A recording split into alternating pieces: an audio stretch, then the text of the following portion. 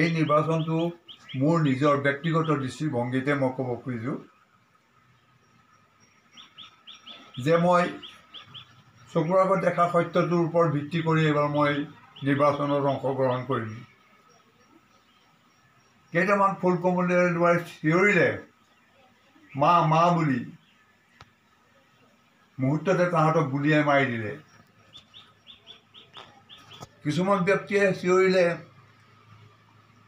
যে কা আমাক নালাগে, গতিয়াই গুৰিয়াই গুচিয়াই সিহঁতক নি কাৰাৰুদ্ধ কৰি দিলে। এই যিটো দাসত্বৰ শিকলি, এতিয়া আটাইতকৈ ডাঙৰ কথা হৈছে কি, দাসত্বৰ যিডাল শিকলি, সেই শিকলিডাল ছিঙি ভাঙি পেলাই এখন যদি মুক্ত আকাশৰ তলত আমি থাকিবলগীয়া হয়, একমাত্ৰ এটা ৰাস্তাই খোলা আছে, সেইটো হৈছে জাতীয়তাবাদ। আজি যদি কওঁ মই কাৰো গোলাম নহয়, কালি বিজেপি আহি ক'ব গোলামৰ দাসত্ব স্বীকাৰ কৰ, নহ'লে তোক গোলাম বনাই দিম। কাৰাৰুদ্ধ হৈ আছে মোৰ মা, কাৰাৰুদ্ধ হৈ আছে বিপ্লৱী সত্তা।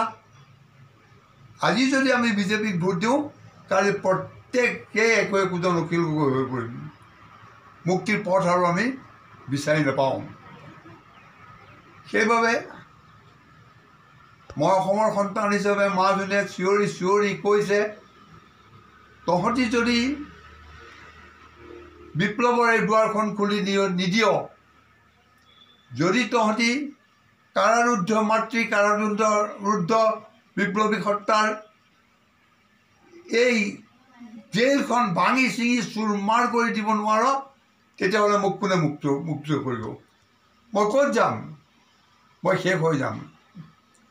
গতিকে মোৰ মাতৃৰ আহ্বান যে এইবাৰ দল চল নহয়, যাৰ মাজত প্ৰতিবাদ দেখিছোঁ, যাৰ মাজত সৃষ্টি দেখিছোঁ, সেই দলৰ সেইজন ব্যক্তিক আমি ভোট দিম বুলি ভাবিছোঁ।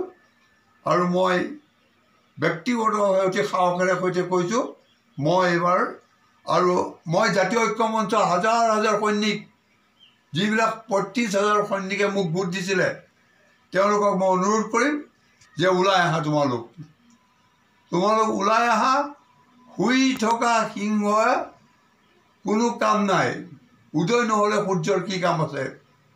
জুই নহ'লে ধোঁৱাৰ সৃষ্টি হ'ব নোৱাৰে, পানী নহ'লে মাছ থাকিব নোৱাৰে। আৰু তোমালোক যদি ওলাই নাহা, দেশ কেতিয়াও স্বাধীন হ'ব নোৱাৰে।